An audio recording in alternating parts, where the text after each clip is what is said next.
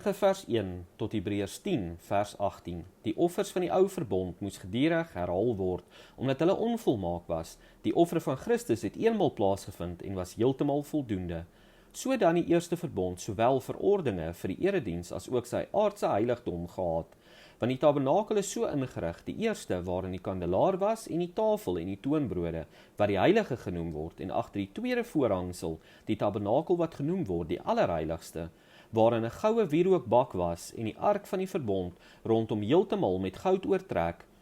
waarin die goue kruik met die manna was en die staf van Aaron wat gebloei het en die tafels van die verbond en daarbo op die geribs van die heerlikheid wat die versoendeksel oorskadu het, waaroor nie nou afsonderlik gespreek kan word nie. En nadat hierdie dinge so ingerig was, het die priesters wel gedurig in die eerste tabernakel ingegaan om die dienste te vervul, maar in die tweede die hoëpriester alleen, eenmaal in die jaar, nie sonder bloed nie, wat hy offer vir homself en vir die sondes van die volk uit onwetendheid begaan, waarmee die Heilige Gees duidelik maak dat die weg na die heiligdom nog nie geopen is, solank as die eerste tabernakel nog standhou nie. Dit was 'n beeld met die oog op die teenwoordige tyd waarin daar gawes en offers gebring word, wat hom uit die diens verrig na die gewete nie volkome kan maak nie. Omdat dit net bestaan het in spys en drank en verskillende wassinge en vleeslike verordeninge wat opgelê is tot op die tyd van herstelling. Maar Christus wat opgetree het as hoëpriester van die toekomstige weldade, het deur die groter en volmaakter tabernakel wat nie met hande gemaak is nie, dit wil sê, wat nie aan hierdie skepping behoort nie, ook nie met die bloed van bokke en kalwers nie, maar met sy eie bloed, eenmal ingegaan in die heiligdom en 'n ewige verlossing teweegbring. Want as die bloed van stiere en bokke en die as van 'n vers, wat die verontreiniges besprinkel, heilig maak tot reiniging van die vlees, hoeveel te meer sal die bloed van Christus, wat homself deur die ewige Gees aan God sonder smet geoffer het, julle gewete reinig van dooie werke, om die lewende God te dien. En daarom is hy middelaar van 'n Nuwe Testament, sodat terwyl daar 'n dood plaasgevind het vir die verlossing van die oortredinge onder die Eerste Testament, die wat geroepe is, die belofte van die ewige erfenis kan ontvang.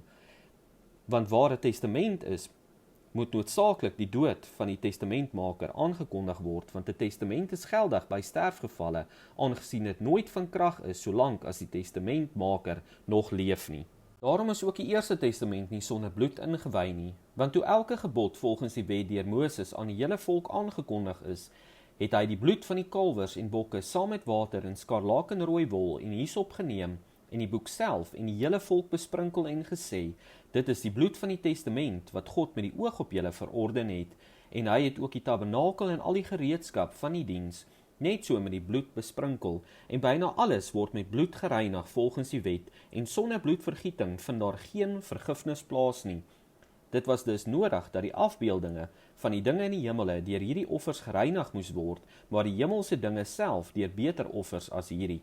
Want Christus het nie ingegaan in 'n heiligdom met hande gemaak, 'n teebeeld van die ware nie, maar in die hemel self om nou voor die aangesig van God vir ons te verskyn, ook nie om homself dikwels te offer, soos die hoëpriester elke jaar in die heiligdom ingaan met bloed wat nie sy eie is nie, want dan moes hy dikwels gelei het van die grondlegging van die wêreld af, maar nou het hy eenmal in die volëinding van die eeue verskyn om die sonde deur sy offer weg te doen. En net soos die mense bestem is om eenmal te sterwe en daarna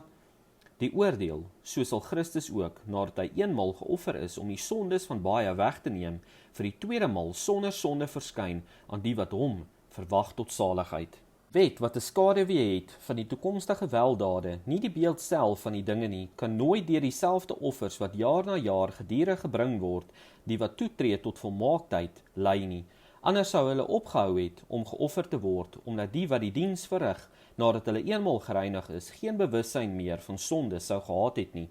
Maar in die offers is daar jaar na jaar 'n herinnering aan die sondes, want die bloed van stiere en bokke kan onmoontlik die sonde wegneem. Daarom sê hy, as hy in die wêreld inkom, slagoffer en spysoffer, wou u nie hê nie, maar u het vir my 'n liggaam berei. Brandoffers en sondoffers het u nie behaag nie. Toe het ek gesê, kyk, ek kom. In die boekrol is dit vir my geskrywe, om u wil te doen, o God. Nadat hy hierbo gespreek het, slagoffer en spysoffer en brandoffers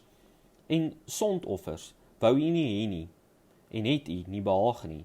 wat volgens die wet geoffer word, het hy daarna gesê, kyk, ek kom om u wil te doen, o God. Hy neem die eerste weg om die tweede te stel. Deur hierdie wil is ons geheilig deur die offer van die liggaam van Jesus Christus net eenmal. En elke priester staan wel dag vir dag om die diens waar te neem en dikwels dieselfde slagoffers te bring, wat tog nooit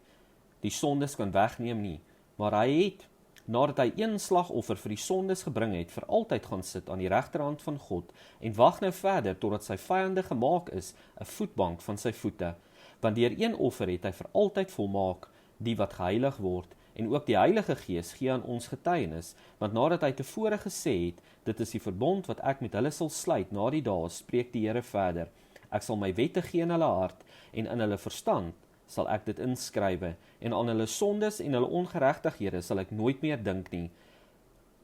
Waar daar nou vergifnis van hierdie dinge is daar geen offer meer vir die sonde nie.